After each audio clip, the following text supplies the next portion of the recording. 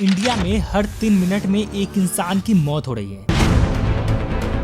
जानते हो किस वजह से? रोड एक्सीडेंट की वजह से। हर रोज 1264 रोड एक्सीडेंट्स हो रहे हैं, जिसमें से 462 लोगों की जाने जा रही है और ये नंबर बढ़ता ही जा रहा है, क्योंकि मिनिस्ट्री ऑफ रोड ट्रांसपोर्ट ने 2022 का एक रिपोर्ट निकाला जिस साल में टोटल 4,61,000 से ज्यादा रोड एक्सीडेंट्स हुए थे, जिसमें 1,68,000 लोगों ने अपनी जानें गंवाई थी। और ये आंकड़े चौंकाने वाले इसलिए थे क्योंकि साल 2021 के कंपैरिजन में साल 2022 में रोड एक्सीडेंट्स में 11.9% की इंक्रीमेंट हुई थी, फैटेलिटीज में 9.4% की और इंजरीज में 15.3% की।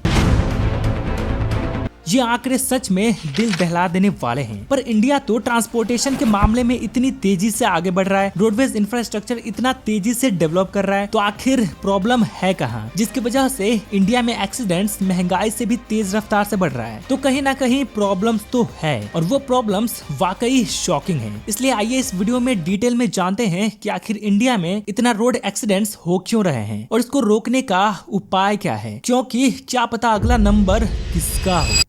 देखो, दुनिया में हर दिन 3200 लोग और साल में करीब 1.19 मिलियन लोग रोड एक्सीडेंट्स में मारे जाते हैं और 2019 के एक रिपोर्ट के अकॉर्डिंग दुनिया में सबसे ज्यादा 6.5 मिलियन एक्सीडेंट्स अमेरिका में होते हैं और दुनिया में सबसे ज्यादा रोड एक्सीडेंट से डेथ लिबिया में होती है। और इस लिस्ट में इंडिया सेकंड पे रैंक करता है, जहां हर साल 4.5 मिलियन रोड एक्सीडेंट्स होते हैं। बट एक चीज आप देखोगे तो अमेरिका अकेले दुनिया का 80% व्हीकल ऑन करता है और पहले के मुकाबले अब अमेरिका में रोड एक्सीडेंट्स भी कम हो रहे हैं। लेकिन वहीं अगर इंडिया को देखोगे तो दुनिया का सिर्फ 1% व्हीकल्स इंडिया में है, फिर भी दुनिया में हर साल जितने भी एक्सीडेंट्स होते हैं उनमें से 11% एक्सीडेंट अकेले इंडिया से ही होता है। Even south east Asia region में 2018 में रोड एक्सीडेंट से होने वाली सारी डेथ्स में से 73% सिर्फ इंडिया में हुई थी। तो ऐसा क्यों? और पिछले कुछ सालों में इंडिया में और ज्यादा रोड एक्सीडेंट्स क्यों बढ़ने लग रहे हैं? तो देखो, इसके पीछे मेनली 3 रीजन है। पहला जो सबसे कॉमन रीजन है रोड एक्सीडेंट्स के लिए वो है speeding and drink driving. Over speeding India में एक्सीडेंट और रोड डेथ्स का सबसे कॉमन कॉज है, जहां 64% रोड डेथ्स स्पीडिंग की वजह से होती है। ओवर स्पीडिंग की वजह से होने वाले एक्सीडेंट में से 10 में से 7 की मौत होती है और ये जितने भी लोग हैं इनमें से ज्यादातर लोग शराब कंज्यूम करते हैं और फिर नशे में ओवर स्पीडिंग करते हैं और उनका एक्सीडेंट हो जाता है। जैसे अभी हाल ही में पुणे में पोर्शे कार से 2 लोगों को एक 17 साल के बच्चे ने शराब पीकर गाड़ी चला रहा था, जिसकी वजह से उसने 2 लोगों की जान ले ली। और इसी स्पीडिंग की वजह से साल